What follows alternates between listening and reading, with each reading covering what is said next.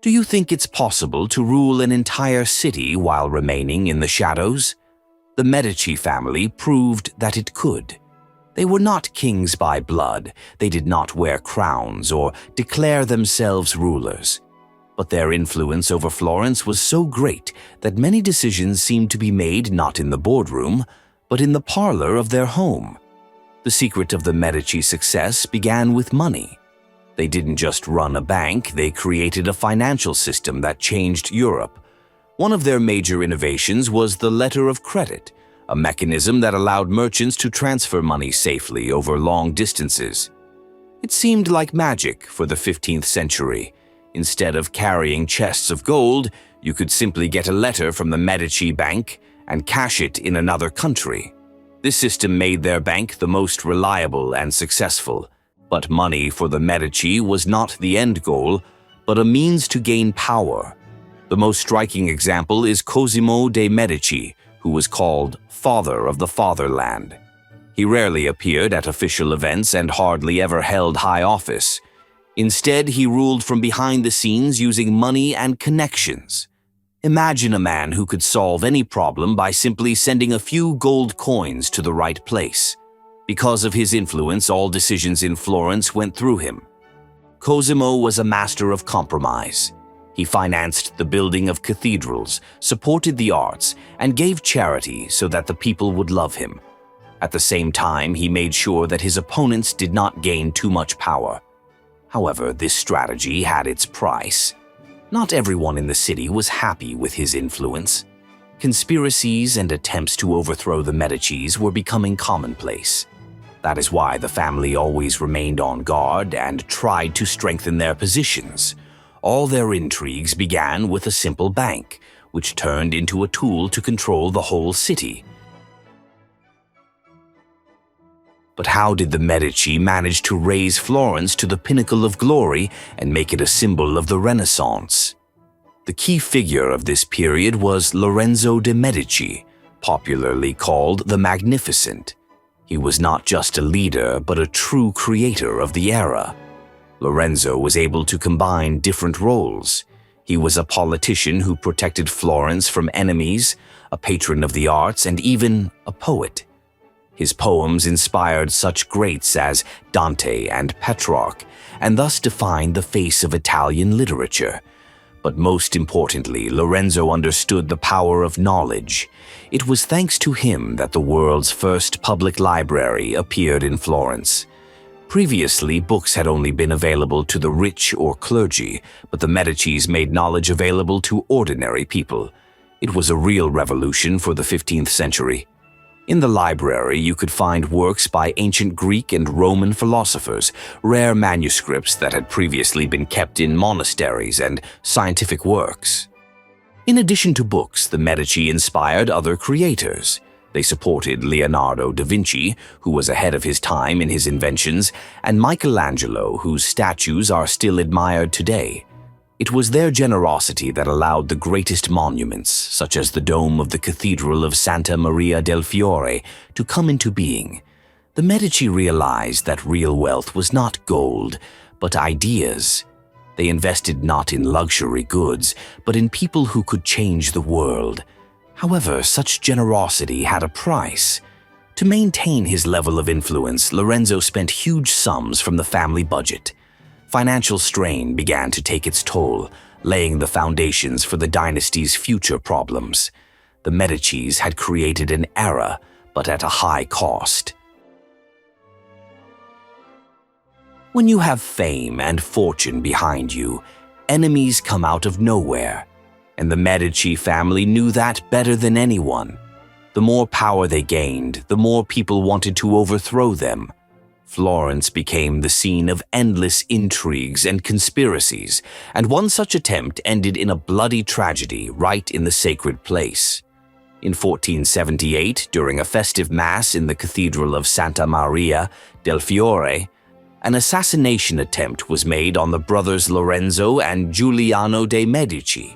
The conspirators, backed by the influential Pazzi family and even the Pope, decided to destroy the Medici and seize power. Right in front of the shocked crowd, Giuliano was brutally murdered, and Lorenzo miraculously escaped by taking refuge in the sacristy. It was a watershed moment for the family. The Medicis responded harshly. All the conspirators were caught, tried, and executed. Florence long remembered the gallows hanging in the streets. But this was by no means the only test for the dynasty. When one of the Medici became Pope Clement VII, their influence peaked. However, the glory turned to disaster. In 1527, Rome was sacked by Charles V's army, and Clement was trapped. This was a blow not only to the Medici, but to the entire Catholic Church. The intrigues did not end only with the family's enemies. Sometimes trouble came from within. The Medicis often argued among themselves, and internal conflicts weakened their position. These disagreements made them vulnerable to outside attacks. Despite the difficulties, the Medici learned to use conspiracies to their advantage. They made unexpected alliances, bought support, and removed rivals before they could gain strength. The Medici knew that in politics, it is not the strongest who survive, but the one who sees the future best and is proactive.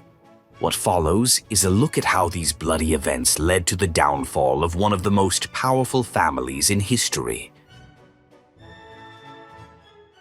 Surprisingly, the downfall of the Medici family began with the same thing that made them great: money. The immense wealth that helped them rise eventually became the cause of their downfall. In the 17th century, the Medici family began to lose their influence. Their bank, which was once the largest in Europe, became mired in debt. The wars that the Medici had financed to hold on to power became a huge financial burden. Corruption and mismanagement only made matters worse. Their debts grew like a snowball, and income from lands and businesses plummeted. A family that once could buy almost anything was on the verge of bankruptcy. But financial problems were only the beginning. The Medici's political influence had waned too.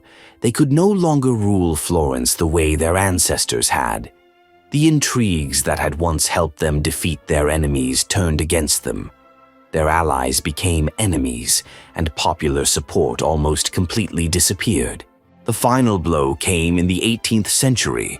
Gian Gaston Medici, the last representative of the dynasty, died without heirs. It was the end of a line that had ruled Florence for more than 3 centuries. Upon his death, the entire Medici art collection, including paintings and sculptures by the greatest masters, came into the possession of Florence. This fact sounds noble, but in reality it was a forced measure. The family simply did not have the means to maintain their wealth. The Medici continued to live like their ancestors, not noticing that the world had changed. Though their dynasty is gone, the Medici's contribution to art and culture has remained forever. The museums, libraries, and architectural masterpieces they created are still reminders of their greatness. Let's start with their palace, the Palazzo Medici Riccardi. It is a huge and majestic house in the very center of the city. When it was built, the Medici wanted it to be not just impressive, but a symbol of their power and taste. This palace still stands and is visited by thousands of tourists every year.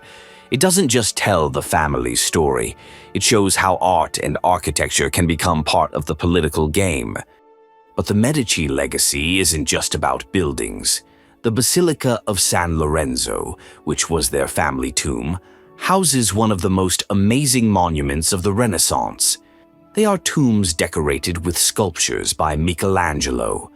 The Medicis commissioned them to emphasize their importance, even after death. Today, these sculptures are studied by art historians, and tourists come to Florence to see them for themselves. The Medici's power was not only in money, but in the ability to leave a mark.